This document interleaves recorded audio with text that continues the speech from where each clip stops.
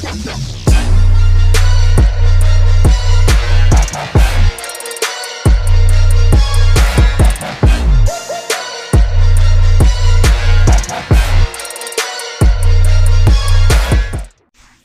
good, YouTube? It's your boy Show back with another video, and today, now I was watching Chainsaw Man. I think I got to episode 4. I was really enjoying it, like a lot, and I really wanted to make this series like an anime only for me. You know, I really just wanted to only watch the anime and just kind of go from there. But basically, after the 4 episodes, I really couldn't hold back, man. I really wanted to see how the story would progress and how the story would kind of end, because I had actually heard that the story was done, and I realized there was new chapters. We'll get into that in a minute. Actually, we'll get into that right now. So basically, the mangaka, he's basically started writing new material for the manga, it seems. It seemed to be like a self-contained story, and it was kind of finished and done. But it looks like now he's adding more to the story, and it could be because the anime coming out. With the anime coming out, he's gonna make a lot of money by writing new chapters. So, you know, I guess it's a good. It's pretty much a good thing, you know, for him to kind of just jump back into it. But yeah, I read the whole manga. I read all of it. It was like 100 and something chapters. I think 109 chapters at the moment. And man, let me tell you about this manga, yo. This manga was absolutely crazy. I mean, me personally, I think that it's one of the best mangas I've ever read. That might be recency bias because, like I said, I just read it last night. I'm just waking up off of little to no sleep after actually, you know, reading this manga. I really want to get into spoiler territory, but I'll talk about it a little bit before. I love the dynamic between the main characters. The thing about this manga, as I told people last night as I was reading it, this manga for me is one of those things where I can't predict what's going to happen next. I literally just can't understand. I can understand it once you read it, but it's one of the things where I just can't predict certain twists and turns in this show. There was one twist that was actually very predictable, and you kind of see it throughout the series. And if you've been watching, you can kind of guess that it was going to happen, but you just don't know how how it was going to actually play out. I literally was trying to think of what was going to happen next, and I couldn't really understand. Like, I just really did not know. It felt like literally at the part where they're in episode 4 in the anime. I won't even say that in case you haven't caught up. The part where they're at right now, it's a really good part. But shortly after that, it's just like the anime takes a left field. It's not a bad left field, like it's not a terrible jump, but it just seems like the anime in itself, I didn't even know what I was reading. Put it this way, it reminds me of Attack on Titan. You remember how Attack on Titan, where you find out about Eren and stuff and all that things? It's really hard to make these videos without spoiling all these different anime. But that specific plot twist is kind of similar to me. Like I feel like it's legitimately similar to Chainsaw Man to me. The story was just so wild and crazy, and so many events happened that I was just like, there is no way this is real. Like, this has got to be a dream. Like, things happen so quickly after they make you feel like it's one type of anime and then kind of shift it around on you.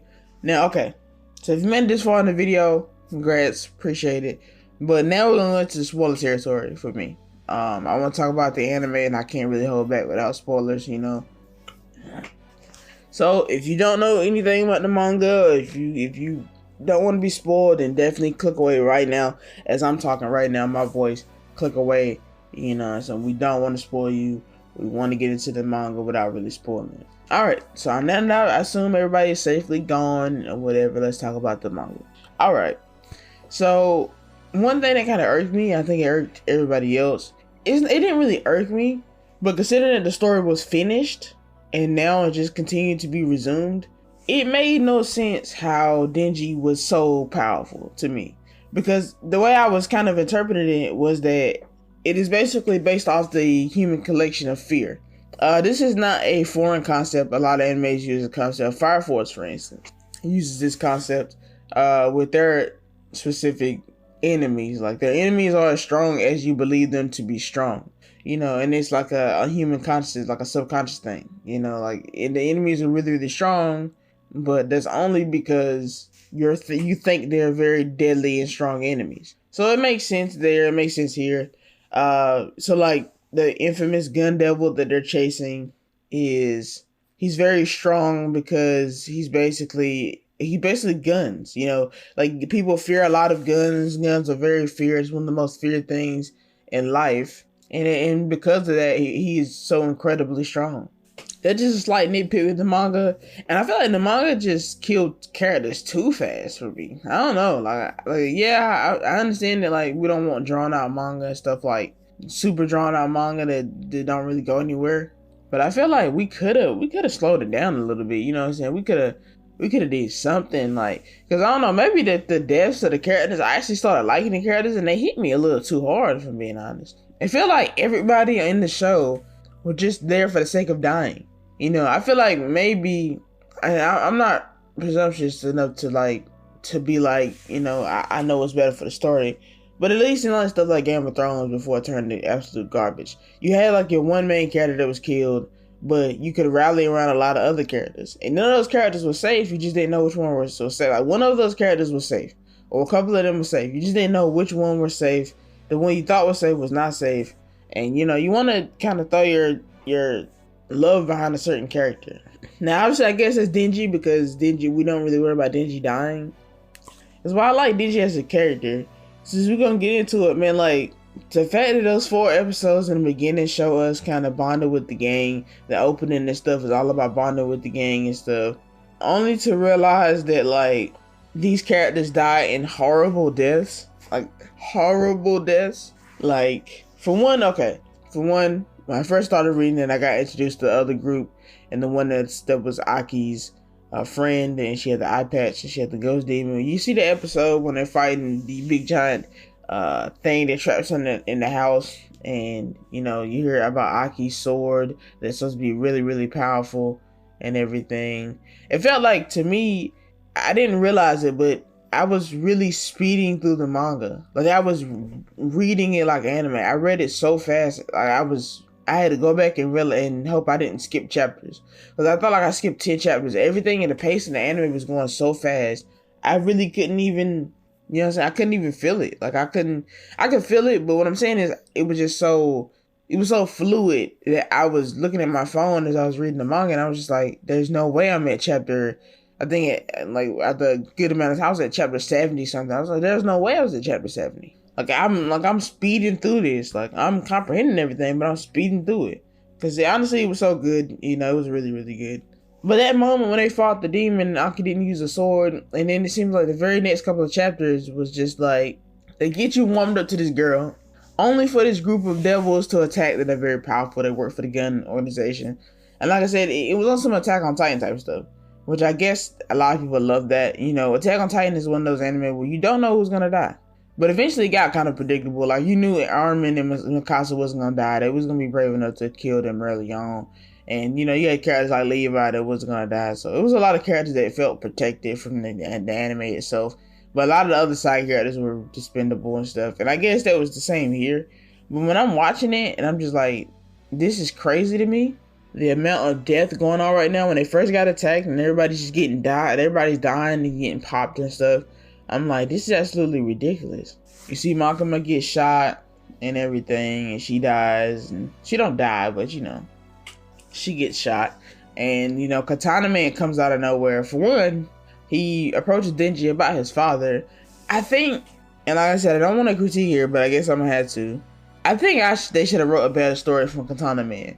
Because while I get that the whole thing to me is just kind of confusing. Like I don't, I have to read it again, because it was, to me, maybe I couldn't comprehend like a lot of the deeper intricacies of the show, the manga, or whatever.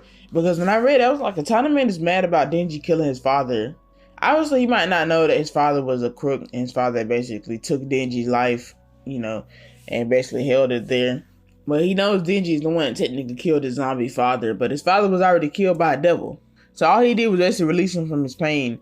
And somehow this katana devil is very OP. Now that makes sense, considering that katanas are very dangerous weapons. And the way that they set the series up was, the more dangerous you are, the more powerful you are as a devil. From what I understood it, like the gun devil is people are very afraid of guns. So that's one thing that's really good. I'm not gonna really sit here and discuss the whole manga here, because that would take a lot. So I'm kind of skipping around to different parts that I like. Katana Man was cool.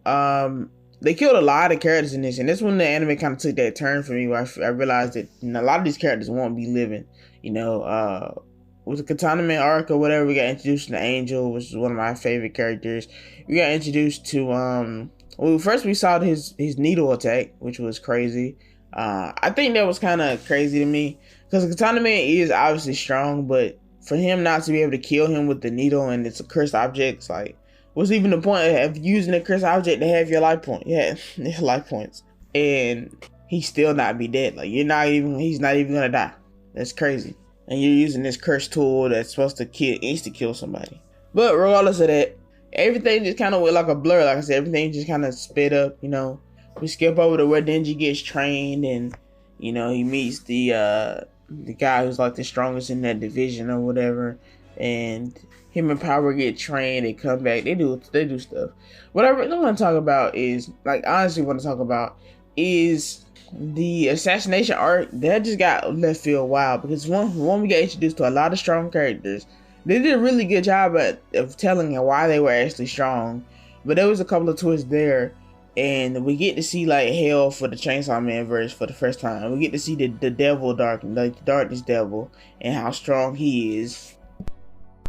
That was absolutely insane because I mean the way I looked at it, was like, I understand people are afraid of the dark.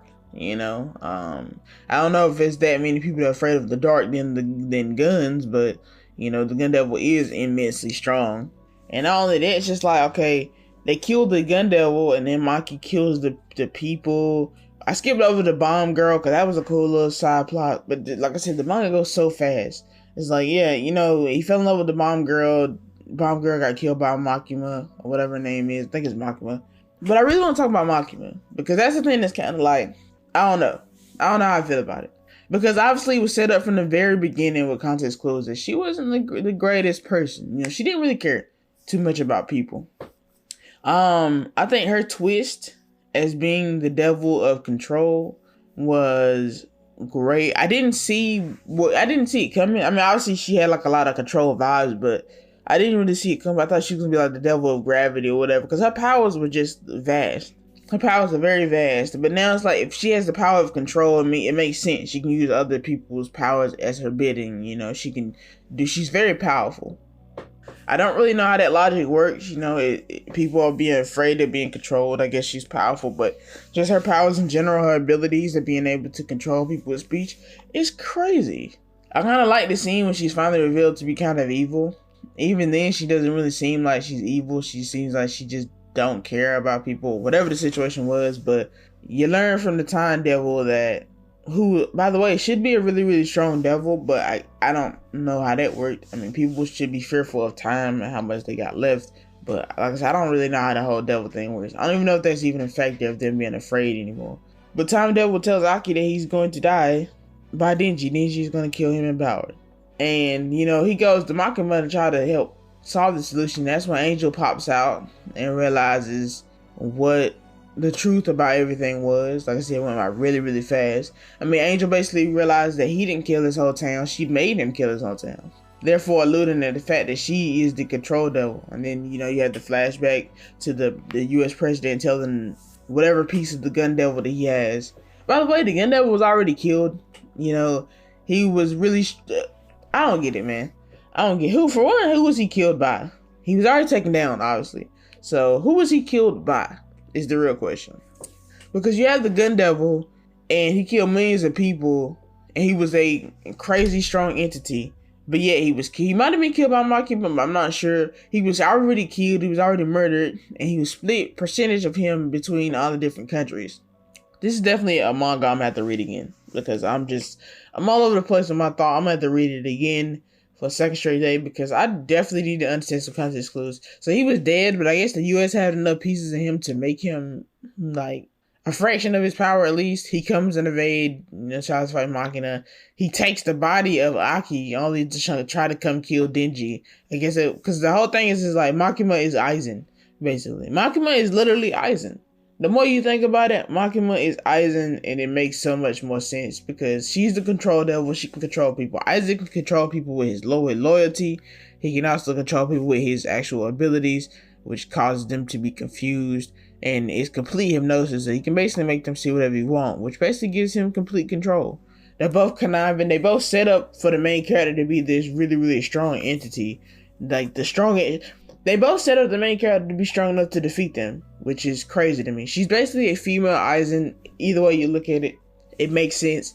Except for she was a little bit more like, she took in Denji and tried to like care for him. She did it on basically an emotional level, while Aizen kind of just, set up all the events of his life to make him that very powerful creature.